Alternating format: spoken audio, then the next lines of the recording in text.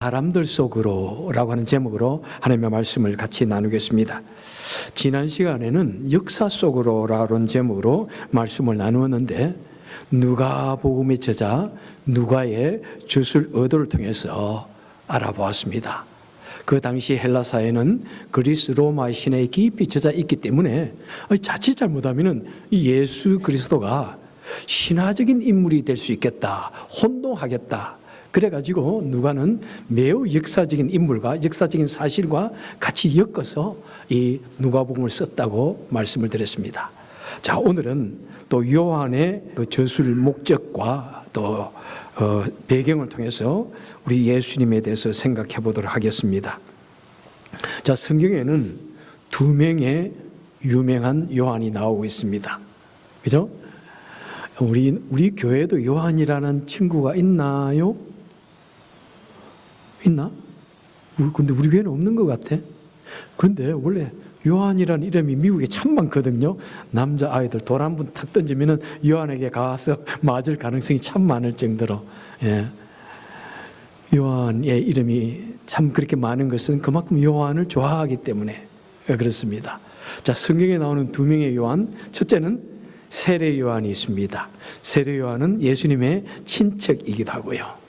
예수님보다 먼저 6개월 먼저 태어난 사람이고 예수님에게 세례를 베푼 사람이고, 그죠? 예수님의 오심을 예비하기 위해서 보냄을 받은 사람이고, 그리고 나중에 헤롯 대왕을 비판하다가 목이 잘려 죽는, 살로메의 춤에 의해서 목이 잘려 죽는 그 사람입니다. 두 번째는 예수님의 제자 요한이 있습니다.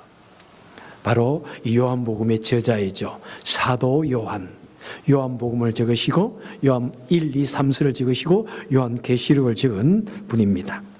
자, 그 요한이 이 복음서를 쓸 당시의 배경을 우리는 생각해 봐야 합니다. 우리는 항상 어떤 저자가 그 책을 쓸 때의 그 배경과 그 목적이 무엇인가를 항상 생각해야 되는데, 우리는 또 그 배경과 목적을 보면서 이 예수님의 오심을 마음속에 깊이 새길 수 있기를 바랍니다. 자, 그 당시 기독교는 사도들의 복음 전포로 인해서 아주 급격하게 확장되어졌습니다. 자, 무엇이든지 크게 발전하면 무엇이 동시에 생깁니까? 가짜가 생깁니다. 거짓 교사가 생기고 이단들이 발현하기 시작했습니다.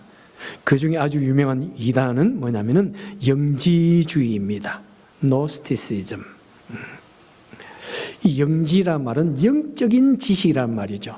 자, 그들은 사람은 영적인 지식을 체험함으로 인하여 구원을 얻는다, 이렇게 말합니다. 신비한 지식이라는 것이죠. 그러니까 이것은 어떤 하나님의 어떤 지식을 말하는 것이 아니라 어떤 지식이든지 좋다는 그런 의미도 담겨 있어요. 여러분, 이 시대에 미국에 가장 빨리 번져나가는 이단이 무엇인지 아십니까? 바로 신세대입니다. 신세대들의 이론은 뭐냐면은 어떤 경험이든지 영적인 경험을 하면은 영적인 사람이 된다.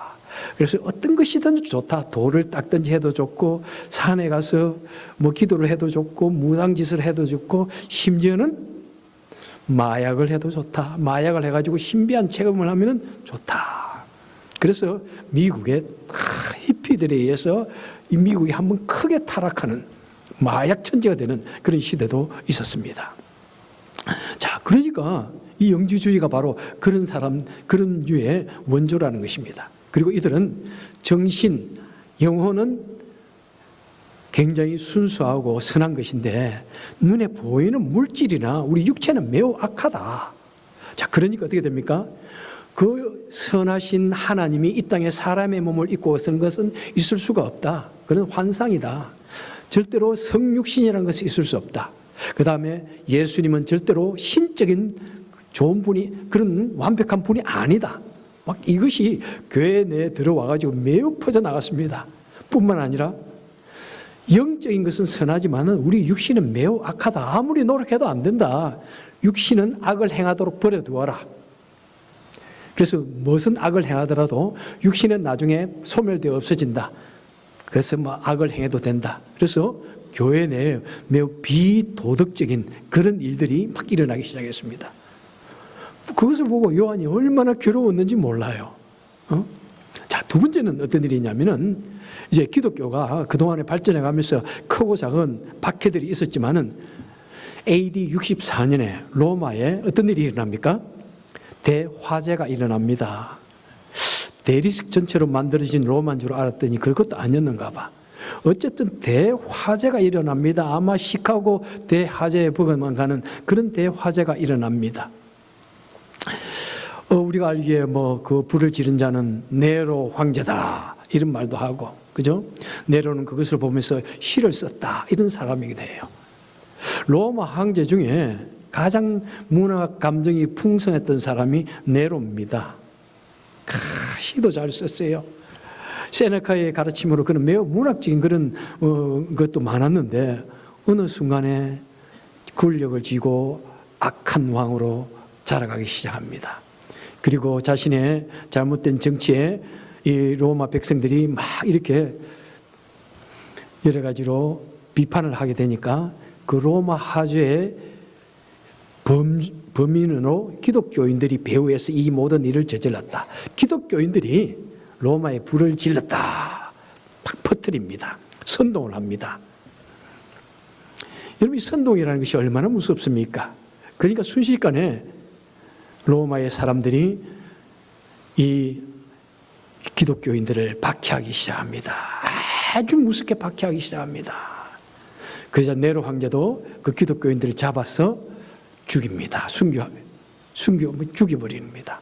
그래서 이 콜리세움에 모아놓고 많은 사람들이 보는 앞에서 참혹하게 공공연하게 그들을 죽이고 살육합니다. 그리고 무서운 야수들의 밥이 되게 합니다. 우리가 생각하는 그런 끔찍한 영화에서 보던 그 끔찍한 일들이 실제로 2000년 전에 네로 황제에 의해서 자행되어졌습니다. 자, 그때 죽은 사람들이 누구예요? 바울과 베드로가 그때 죽었다고 알려지고 있습니다. 그리고 모든 사도들이 다 죽임을 당합니다. 오직 사도 요한만이 밤모섬에 기양을 갑니다. 그리고 나중에 90살이 돼서 에베소에서 죽기까지 얼마나 장수했습니까?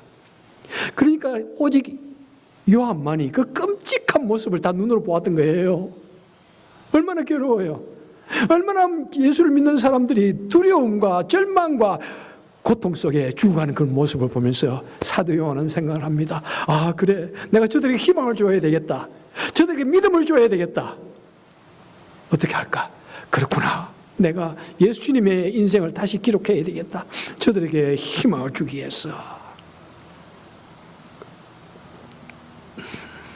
그리고 또 어떤 일이 일어납니까?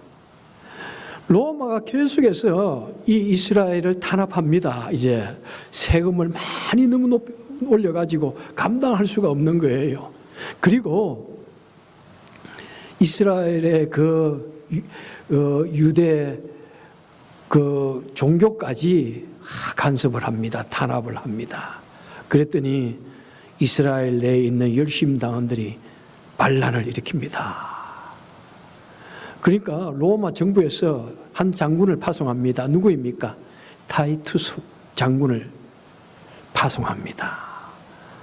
한국말로는 디도라기도 하고, 이 타이투스 이 장군을 파송해가지고 완전히 예루살렘을 함락해버립니다. 성전을 불에 태워버립니다. 도리에 도래도 하나도 남지 않냐고, 마지막 남은 통곡의 벽 하나만 남아있고 모든 것을 싹쓸이해버립니다. 언제요? AD 70년에. 그때 있던 사건이 무엇입니까? 마지막 열성당원들과 그 가족들이 요단 평야에 있는 마사다라고 하는 그 성벽에 올라가서 이제 마지막 전투를 벌입니다. 이 타이투스 장군이 엄청나게 높은 그 전쟁 무기를 가져와가지고 그들을 그 마사다의 높이와 같이 맞부어가지고 이제 공격해 오니까 마지막 남은 그 열성당원들, 그 가족들이 이제 우리는 절대로 잡혀가지 않겠다. 우리는 절대로 잡혀가서 죽임을 당하거나 저들의 손에 노예로 살 수 없다. 우리는 자유인으로 죽을 것이다. 그래서 모든 남자들이 자기 가족들을 경동맥을 땁니다. 남자들이 경동맥을 따서 죽습니다. 그리고 마지막 남자 10명이 남아가지고 다른 남자들의 경동맥을 다 따서 다 죽고, 그리고 자신 스스로도 다 죽게 됩니다. 몇 명이? 960명. 마사다 사건입니다. 그로 인해서 남은 모든 유대인들은 세계에 뿔뿔이 흩어집니다. 바로 요한은 그 모든 모습까지 실제로 볼 수 있었을는지도 모릅니다. 그 즈음에 돌아가셨는데 아마 그런 과정들은 아마 사도 요한이 보았을 것입니다. 그러니까 사도 요한이 그것을 보니까 얼마나 괴롭습니까? 우리 기독교의 이 진리가 이 노스팀이 영지주의자들에 의해서 흔들림을 받고, 우리가 하나님을 믿는 그 믿음을 가졌던 그 기독교인들이 절망 속에 놓여서 죽음을 당하고 있는 그 모습을 보면서, 내가 저들에게 믿음을 심어줘야 되겠다. 저들에게 희망을 줘야 되겠다. 바른 진리를 내가 정립해야 되겠다. 그래서 이 요한복음을 쓰게 된 것입니다. 사실 요한복음이 신약 성경 중에서 가장 요한계시록 끝에서 마지막에 기록되어졌습니다. 그 사이에는 약 30년, 40년의 공백 기간이 있습니다. 그 앞에 모두 마태마가 누가복음 기록되어진 그 연대와 다르게 말입니다. 자, 그런 기간. 그로부터 우리 기독교인들은 250년간에 거쳐서 참혹한 박해를 받습니다. 네로보다 더 무서운 황제에 의해서 참혹하게 박해를 받습니다. 콘스탄틴 대제가 우리 기독교를 인정하기까지, 허용하기까지. 자, 이 사도 요한은 이 글을 쓰면서 우리에게 무엇을 가르쳐 주기를 원합니까? 자, 1장 다시 한번 읽어봅시다. 시작. 태초에 말씀이 계시니라. 이 말씀이 하나님과 함께 계셨으니 이 말씀은 곧 하나님이시니라. 여러분, 이 말씀을 읽으니까 어떤 성경 구절이 연상되어집니까? 어떤 것이 연상되어져요? 그럼요. 창세기 1장 1절이지 않습니까? 태초에 하나님이 천지를 창조하시니라. 지금 요한은 그것에 연상시켜서 이 말씀을 적고 있는 것입니다. 왜 그렇습니까? 여러분, 이 영지주의는 절대로 하나님이 인간의 몸으로 입고 오실 수 없다 그러는데, 아니다. 바로 하나님이 인간의 몸을 입고 오신 분이 예수님이 계신다. 계신다. 하나님이 분명히 사람의 육신으로 오셨다. 연약하고 초라한 사람의 모습으로 오셨다. 그렇게 말하는 것입니다. 말씀하는 것입니다. 그리고 그 영지주의자들이 모두가 다 예수님의 신성을 부정할 때, 자, 보라, 14절에 말씀이 육신이 되어 우리 가운데 거하셨다. 말씀, 곧 예수님이 누구시냐면은 그 창조주 하나님이 우리 가운데 오셨다.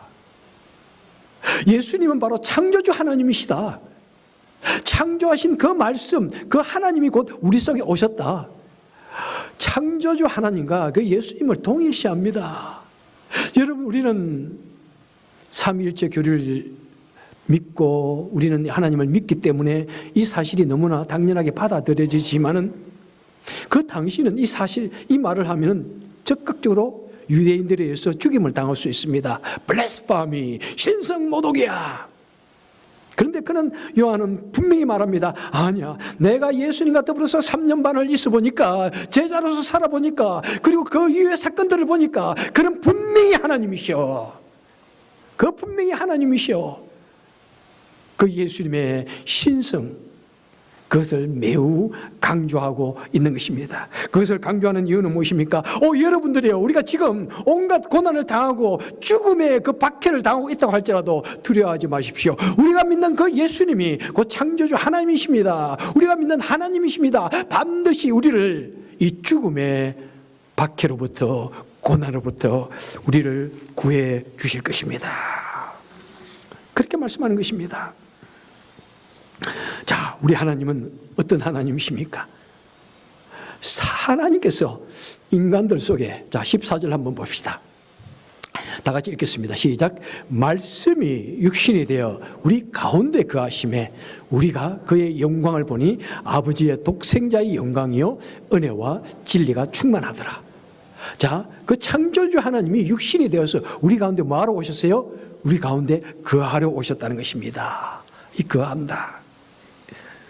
여러분, 우리 하나님은 그냥 영지주의자나 플라톤의 이원론처럼 이데아 세계, 정신 세계가 따로 있고 물질 세계가 따로 있으면서 이 둘이 서로 나눠져 있는 것이 아니라는 것입니다. 우리 하나님은 곧 그 하나님의 나라의 그 높은 곳에 계시는 분이기도 하지만은 인간 속에 같이 거하시는 하나님인 것을 말씀하고 있는 것입니다.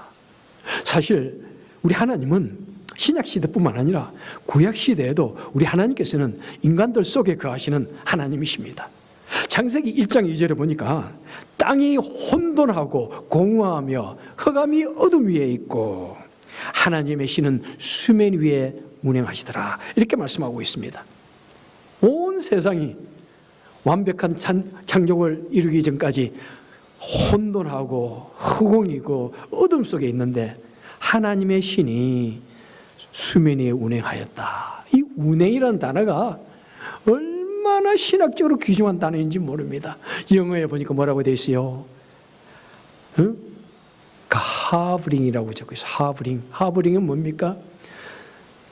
어미 닭이 병아리를 가슴에 품고 있는 것, 어머니가 어린 자녀를 가슴에 품고 있는 것, 그리고 독수리가 새끼 독수리를 훈련시키기 위해서 높은 곳에 떨어뜨릴 때, 그때 새끼 독수리가 땅에 떨어지기 전에 어미 독수리가 무슨 속도로 달려와서 그 새끼를 착 치어 올라가는 그 단어, 하브링이에요. 우리 하나님께서는 이미 창조 시부터 혼돈되고 공허하고 어두운 이 세상을 가슴에 품고 계시는 하나님이신 것입니다. 뿐만 아니라 믿음의 조상 아브라함과 그 족장들의 모습을 보면 하나님께서 오셔서 말씀하시며 그들과 거하시고 그들을 인도하셨습니다. 출애굽기에서도 우리 하나님께서는 이스라엘 백성들이, 히브리 민족들이 그 메마른 광야를 걸어갈 때 그들과 같이 하시면서 그들을 인도해 주셨습니다. 그리고 오늘 읽은 우리 교동문에도 말씀하셨듯이 이사야서 7장 14절에서 보라, 처녀가 잉태하여 아들을 낳을 것이니 그의 이름을 임마누엘이라 하리라. 임마누엘의 뜻은 무엇이라고요? 하나님이 우리와 함께 하신다. 하나님은 하나님으로서 하나님의 장소에 계시는 것이 아니라 우리 인간을 위해서, 우리 사람과 함께 거하시기 위해서 이 땅에 사람의 모습으로 오셨다는 것입니다. 그리고 그 하나님께서 사람들과 거하시면서 무엇을 하시기 원하십니까? 자, 다시 요한복음 1장 1절 보겠습니다. 태초에 말씀이 계시니라. 이 말씀이 하나님과 함께 계셨고, 자, 태초의 말은 무엇입니까? 소통의 수단입니다. 14절 다시 보겠습니다. 말씀이 육신이 돼 우리 가운데 오셨다. 그러니까 하나님께서 왜 우리 속에 오십니까? 바로 인간과 더불어서 소통하시기 위해서 오셨다는 것입니다. 소통하시기 위해서 오셨습니다. 사람들과 더불어 소통하는 것을 우리 하나님은 매우 좋아하십니다. 태초에 빛이 있으라면서 말씀으로 천지를 창조하셨던 그 하나님이 우리 사람들과 더불어서 소통하기 위해서 오셨다는 것입니다.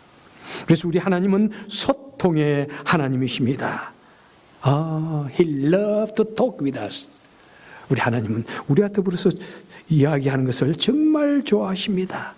그래서 구약시대에도 하나님께서는 종종 그의 사람들에게 오셔서 모세와 더불어서 친구처럼 말씀하셨다 그러고, 그죠?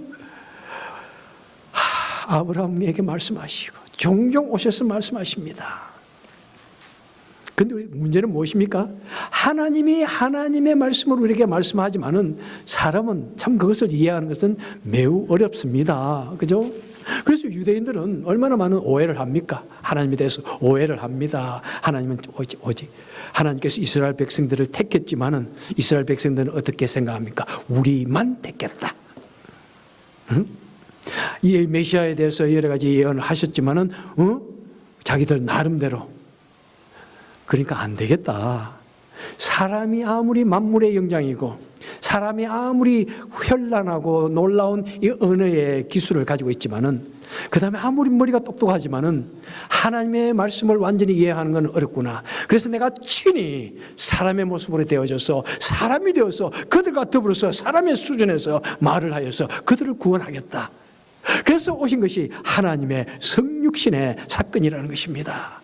우리 사람은 절대로 하나님의 수준이 될 수 없으니까 그 영광스러운 하나님이 친히 사람의 수준이 되셔서 우리와 더불어서 커뮤니케이션 하기 위해서 우리에게 이 영광의 진리를, 이 구원의 진리를 알 수 없는 그 미스테리어스, 그 신비한 그 진리를 우리에게 가르쳐주기 위해서 사람의 몸을 입고 오셨다는 것입니다. 이사야 55장에서 무엇이라고 말씀합니까? 하늘이 땅보다 높은 같이 내 생각은 너의 생각보다 높으며, 그냥 하나님께서 하나님의 자리에 앉아서는 도저히 대화가 안 되니까 하나님의 수준을 낮추어서 사람이 되시기 위해서 이 땅에 사람으로 오셨던 것입니다. 그래서 우리 하나님께서는 우리 사람들에게 오셔서 영생이 무엇인지, 구원이 무엇인지 그런 것에 대해서 말씀해 주시기 원하시는 것입니다. 그리고 오셔서 어떻게 합니까? 이제 4절을 보겠습니다. 다 같이 읽겠습니다. 시작. 그 안에 생명이 있었으니 이 생명은 사람들의 빛이라. 예수님께서 오셔서 우리에게 무엇을 주시기 원하신다고요? 생명을 주시기 원하십니다. 빛을 주시길 원하십니다. 여러분, 그들의 상황을 한번 생각해 보십시오. 사는 게 사는 것일까요? 예? 언제 내가 잡혀가가지고 죽음을 당할지 모릅니다. 죽음도 그냥 죽음이 아닙니다. 사람들 앞에서 온갖 모욕을 당하며 온갖 두려움을 눈으로 보면서 처참한 죽음. 인권이라는 것은 조금도 없습니다. 죽음 중에서도 가장 처참한 죽음을 당하는데, 여러분, 우리 하나님께 사도 요한은 바로 여러분들이 그런 죽음을 당한다고 할지라도 여러분 꼭 믿으십시오. 우리 예수님은 생명 대신 예수님이십니다. 여러분, 이 세상의 권력자들이 우리를 죽인다고 할지라도, 우리의 생명을 빼앗는다고 할지라도 우리 생명 대신 예수님은 우리를 반드시 살려주십니다. 우리에게 영원한 생명을 주십니다. 걱정하지 마십시오. 예수 안에 생명이 있습니다. 이것을 지금 말씀하고 싶은 것입니다. 그래서 저는 도대체 이 요한복음에서 생명이라는 단어가, 영생이라는 단어가 얼마나 나오는가 해가 조사를 해봤습니다. 이 마태, 마가, 누가복음 바로 예수님의 생애를 적고 있지 않습니까? 그 속에서 생명이라는 단어가 몇 번 나오느냐면 5번 나옵니다. 이 세 복음서에서. 그런데 요한복음에서는 몇 번 나올까요? 19번이 나옵니다. 그만큼 사도 요한은 여러분, 이 세상에서 우리가 고통을 당하며 죽을지라도 바로 생명 대신 예수님이 계십니다. 두려워하지 마십시오. 그것을 말씀하고 싶은 것입니다. 마태, 마가, 누가에서 영생이라는 단어가 12번 나옵니다. 세 복음서에서. 그런데 요한복음에서는 20번 나오고 있습니다. 모두가 다 처참하게 죽음을 당하고 박해를 받고 정말 아무런 희망 없이 죽어가는 것을 보면서 사도 요한은 마지막 남은 그 노고의 몸으로 혼신의 힘을 다해서 그들에게 소망과 믿음을 주기 원해서 이 요한복음을 저술하고 있었던 것입니다. 그리고 1장 12절에서 그렇게 말씀합니다. 영접하는 자, 곧 그 이름을 믿는 자에는 하나님의 자녀가 되는 권세를 주십니다. 여러분들이 걱정하지 마십시오. 이 세상의 권세가 우리를 죽이지만은, 하지만은 우리가 예수님을, 그 생명 대신 예수님을 믿으면은 우리는 하나님의 자녀가 되는 놀라운 권세를 가졌습니다. 여러분들이 두려워하지 마십시오. 여러분, 두려워하지 마십시오. 그러든지 누구든지 예수를 믿으면은 생명의 부활로 나오게 됩니다. 그리고 성경에서 가장 위대한 구절 요한복음 3장 16절이 나오지 않습니까? 우리 다 같이 한번 암송할까요? 시작. 하나님이 세상을 이처럼 사랑하사 독생자를 주셨으니 이는 누구든지 저를 믿는 자마다 멸망치 않고 영생을 얻게 하려 하심이라.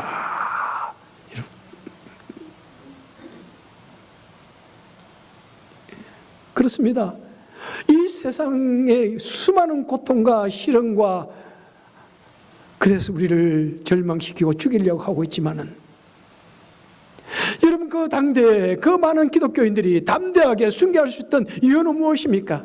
바로 예수 그리스도 안에 생명이 있고 예수 그리스도로 말미암아 영생을 얻는 것을 그들은 분명히 믿었기 때문에 그 죽음 앞에서 내가 예수 그리스도를 부인하면 살려주겠다 하는 그 무서운 경고 앞에서도 그들은 담대하게 예수 그리스도를 구주로 신하며 죽을 수가 있었던 것입니다. 요한은 바로 그들에게 그 믿음의 담대함을 보여주고 심어주고 싶었던 것입니다. 그래서 예수님께서는 또한 말씀하십니다. 요한복음 14장에서 내가 곧 길이요 진리요 생명이니 나로 말미암지 않고는 아버지께로 갈 자가 없느니라. 그래서 누구든지 아무리 어려움을 당하고 고통을 당한다고 할지라도 아무리 연약한 존재라고 할지라도 예수님을 믿으면은 그 예수님 안에서 참된 생명을 얻게 된다는 것입니다. 세상의 권력자들 두려워하지 마시고 우리의 영혼의 모든 주권을 쥐고 계시는 그 하나님을 두려워하시는 것입니다. 모든 두려움과 죽음을 이기는 그 예수 그리스도를 믿으라고 바로 모든 기독교인들에게 간절한 마음으로 이것을 알리고 있는 것입니다. 여러분, 우리가 살아가는 이 세상, 물론 그 당시 그들에 당하는 그 엄청난 박해 비교할 수가 없지만은 요즘도요 이슬람 사회 속에서 믿음으로 살아가려고 하는 사람들 얼마나 많은 고난을 당하는지 몰라요. 그저 우리 홍성 교사님하고 식사하면서 말씀을 했는데 한 노인 여자분이 아들과 더불어서 예수 하나님을 잘 믿었는데 그 나라가 키르기스탄이 이슬람 국가이다 보니까 어느 날 그 아들을 사람들이 이슬람 교도들이 죽여버렸어요. 하나밖에 없는 그 아들을. 노인네가 그 한 아들 보고 살았는데 그 아들을 죽여버렸어요. 그뿐입니까 여러분? 심지어 예수를 믿는다는 이유로 지금도 불에 태워 죽이는 사건들이 있습니다. 예수를 믿는다는 그 이유 하나만으로 지금도 많은 국가에서는 존엄살인이라고 가족들이 그 사람을 죽이기도 합니다. 여러분, 얼마나 끔찍한 일들을 당하고 있는지요. 응? 여러분, 우리는 너무나 좋은 세계에 살아가고 있지만은 그렇게 마음이 꼭 편한 것만은 아니에요. 참 이런 지금 우리는 너무나 따뜻하게 있지만은 우크라이나 그 추운 겨울에 살이 애는 그 혹한 속에서 그 차가운 무기를 들고 싸우고 있는 우리의 아들들 참 너무 끔찍하지 않습니까? 도대체 무슨 철천지 원수를 졌다고 그렇게 민족과 민족이 종교적인 그런 이유로 서로가 죽이고 서로가 싸우고 있을까요? 참 우리는 너무나 좋은 미국에 살지만은 여러분 이 세상이 곧 어떻게 될지 몰라요. 유럽도 얼마나 많이 지금 그런 그죠? 일들이 많이 일어나고 있습니까? 여러분 우리 하나님께서 우리를 버려두지 않습니다. 하나님께서는 우리를 진정으로 품에 안아주시기를 원합니다. 대강절입니다. 우리 창조주 하나님께서 이 땅에 사람의 몸을 입고 오심을 기다리는 대강제입니다. 우리 하나님께서는 바로 우리가 너무나 아둔하기 때문에 우리에게 하늘의 그 놀라운 진리를 가르쳐 주시기 위해서 우리 무지한 백성들을 깨우쳐 주시기 위해서 우리 사람의 수준으로 낮아지셔서 우리와 소통하기 위해서 이 땅에 오셨습니다. 우리 하나님은 온갖 고통과 절망을 안고 살아가는 그 사람들을 안타깝게 바라만 보시는 것이 아니라 그 높은 보좌를 버리고 사람들 속에 친히 뛰어드셔서 우리를 치유하시고 구원하시고 회복시켜 주시기를 원합니다. 우리 하나님께서는 파멸과 죽음으로 치닫는 그 인생들을 구경만 하시는 것이 아니라 친히 그 죽음의 냄새 가득한 그 사람들 속에 뛰어드셔서 우리를 구원하시고 생명을 주시기를 원하는 것입니다. 우리 하나님께서는 그 높고 높은 영광의 자리에 점잖게 앉아 계시는 분이 아니라 이 사고 많고 문제 많은 이 어두운 세상, 냄새나는 이 세상에 직접 뛰어드셔서 두 팔을 걷어붙이시고 우리를 구원해 주시고 우리에게 빛을 주시고 우리에게 생명을 주시기를 원하십니다. 그냥 하나의 절기로 지나가는 대강제가 아니라 그 생명 되신 그 예수님, 그 창조주가 이 땅에 오신 그 놀라운 사건이 여러분의 개인 속에서도 이루어지기를 주님의 이름으로 축원합니다. 기도하겠습니다. 복되신 주님, 참 감사합니다. 나같이 아둔한 죄인, 나같이 죄악된 죄인, 나같이 냄새나는 죄인, 우리 주님께서 싫어하지 아니하시고 냄새난다고 멀리하지 아니하시고 우리에게 오셔서 우리를 구원하여 주시고 자녀 삼아 주시니 감사합니다. 오 하나님, 온 세상이 전쟁의 도가니 속에 놓여 있습니다. 오 하나님, 서로가 미워하고 갈등하고 서로 공격합니다. 하나님, 정말 주님께서 저들의 마음속에 온 세상의 땅끝까지 마음속에 임재하여 주셔서 고통과 절망과 갈등과 싸움이 있고 전쟁이 있는 곳에 평화를 허락하여 주옵소서.